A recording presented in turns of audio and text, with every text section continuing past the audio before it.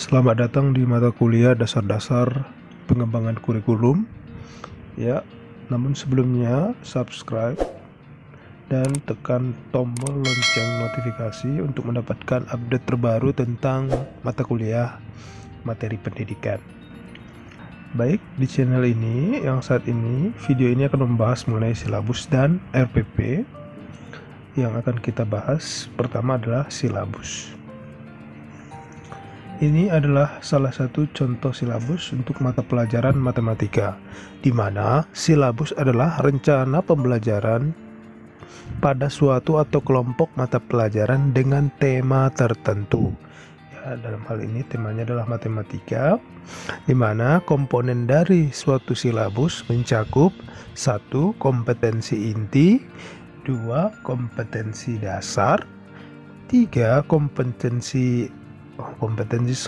Materi pokok atau materi pembelajaran, kemudian kegiatan pembelajaran, indikator pencapaian kompetensi, penilaian, alokasi waktu, dan sumber belajar.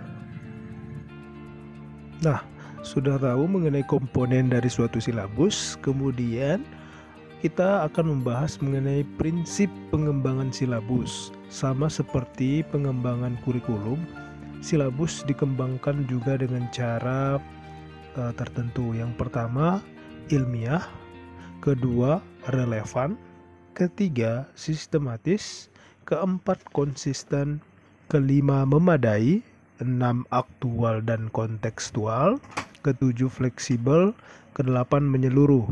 Jadi tugas Ananda semua adalah untuk menjelaskan kedelapan prinsip pengembangan silabus ini yang akan kita diskusikan atau diminta tugasnya minggu depan.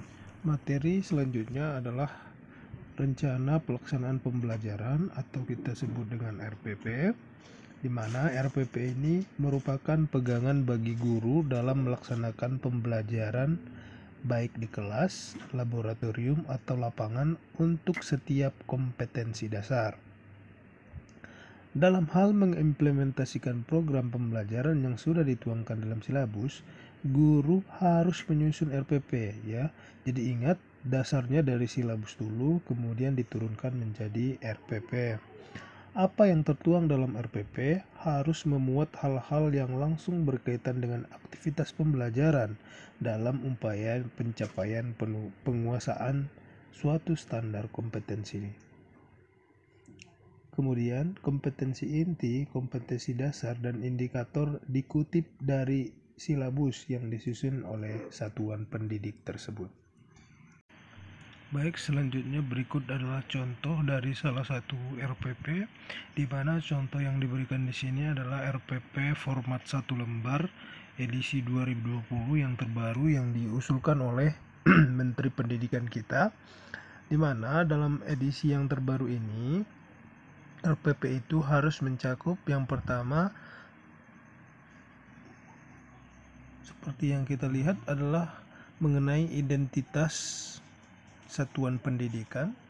Ada SMP-nya, mata pelajarannya, kelasnya, materi pokok apa, dan alokasi waktunya. Kemudian yang kedua adalah tujuan pembelajaran, di mana apakah tujuan pembelajaran ini yang ditentukan sesuai silabus yang ada. Kemudian yang kegiatan berikutnya adalah kegiatan pembelajaran, di mana rencana guru dalam mengajar dituangkan di dalam poin B ini. Di sini saya lihat ada 12 poin dan tidak semuanya harus 12 sesuai dengan kegiatan pembelajaran yang akan dilaksanakan oleh guru. Yang ketiga adalah penilaian, di mana ada penilaian yang dibuat, jenisnya apa, tes tertulis dan tes praktik.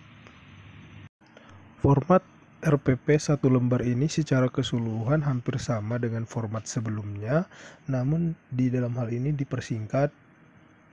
Jadi tugas keduanya adalah Anda silahkan analisis apa saja yang dipersingkat dan apa saja yang mencakup dalam format pertama RPP 1 lembar yang 2020 dibandingkan dengan RPP yang sebelumnya, yaitu RPP K13.